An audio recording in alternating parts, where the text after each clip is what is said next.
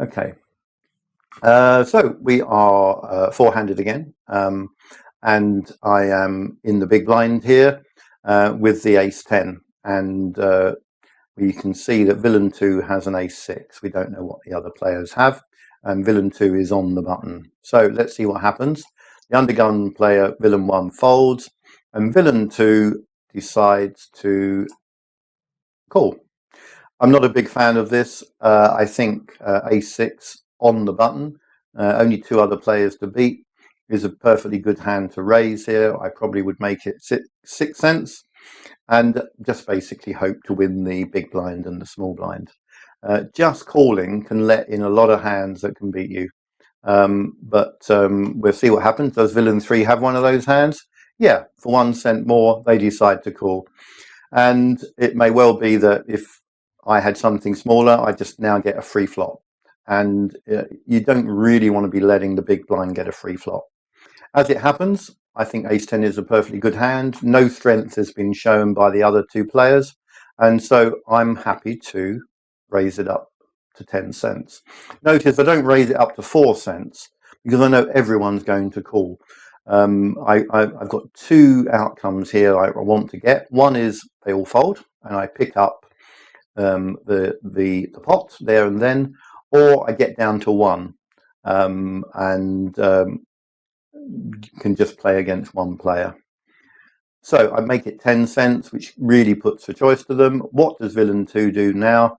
Well, to be honest, villain 2 should just throw their hand away because ace-6 is another one of those hands where what are you really hoping to get on the flop? And don't say ace-6 or something like that because that's not going to happen very often. What you're hoping for is probably a pair of sixes on the flop, and that doesn't happen very often either. If an ace comes, can you really bet it, particularly after the big blind has 3-bet pre-flop, indicating a strong hand, and strong hands normally, often have an ace in them. So you could, they call this sort of hand-to-hand with reverse implied odds, meaning that if you hit your hand, you may well lose quite a lot of money. It doesn't really help you hitting your hand. Anyway, so I think I would just throw this away if I was in this situation. But no, villain 2 calls with the ace-6, and villain 3 folds. So you notice I've got my one of my desired outcomes. I'm now heads up, just one player in it, and I think I'm probably favourite, as in fact you can see I am. I dominate this hand with the ace-10. Flop comes down 5-10 queen.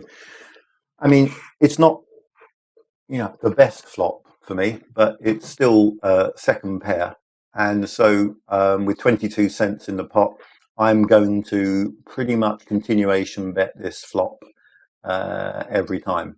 And how much should I do it? Well, I think there's obviously a little flush draw possibility with the two clubs, and there's some straight possibilities. And I can't remember what I did now, but I think I will now go for something like 2/3 of the pot, something like that. I'm very happy just to take this down right now. Well, I bet 50% of the flop, and I think that might well be just a little bit too low. Maybe I would size up a bit here. I want any draws to pay a bit more to see the next card. Anyway, it should be enough to see off the ace-6. Because all that the ace-6 has is one overcard, and as you can see, with that overcard comes then villain 2 is miles behind. In fact, they're only giving him a 1% chance of winning, which would probably be running sixes or something like that.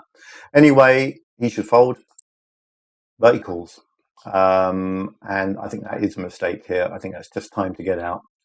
The next card is the card that both of us hope for. In the sense that I hope for an ace, because if this guy here has an ace, he's just made top pair. I have 2 pair. So when the ace-10 comes, I have to be thinking, is there a king jack? Because when I get called on the button like this, a draw will call me, a flush draw, or king jack, a straight draw. So there is a possibility here that villain 2 has made the straight. Well, I think one of the things sometimes you can't always think the worst has happened, and I think here it's right for me to bet because I might get called by the flush draw, and I might get called by a queen or a worst ace, So I bet here, and I bet 30 here. So I've sized up a little bit here, more than half the pot, and to charge any of these draws to come out. And if I get raised here, I have to seriously think about folding my hand. Whether I would do that depends how big the raise is. But I have to think a raise here from villain 2 would be very strong. So he does raise. So that puts me in a fairly difficult spot here, but it's a minimum raise. So and in fact he didn't have that much in front of him to begin with, so there's only another 24 behind. I remember at the time here thinking maybe I should just re-raise to grab the extra 24 and just take the consequences. But I've got to think that there's a real possibility here that the straight is on. I just called. I think now I probably would, if I was paying attention to how much he had, just make it 84. And I can't see how villain 2 can fold for 24 cents more. Notice I do that because something could happen on the river. That means he actually can get away from it and save 24 cents. Anyway, let's see what happens. So the flush does come in if somebody has the flush. So there's a straight out there, a flush out there, and so on. And I've got 2 pair. I still think there might be a good case for just betting out here because it's only 24 more cents. And if he is going to bet it, if I'm going to, he's going to call me. So I think probably I should bet 24 cents here, but I just checked. And I think that's a mistake because he could just check behind here because he has no idea where he is now. I could have the flush. I could have king jack. I could have a better ace. There is absolutely no point in betting here. But villain 2 does bet. And this is an example of a bet that can only be called by a hand that beats ace-6. Having gone this far, it's quite clear I've got a reasonable hand, and I can beat ace-6. I'm either calling it with a flush, with a better ace, or with a straight, or in this case, 2 pair. So it's an easy call for me, and I call and take down a nice pot. Let's move on to the next one.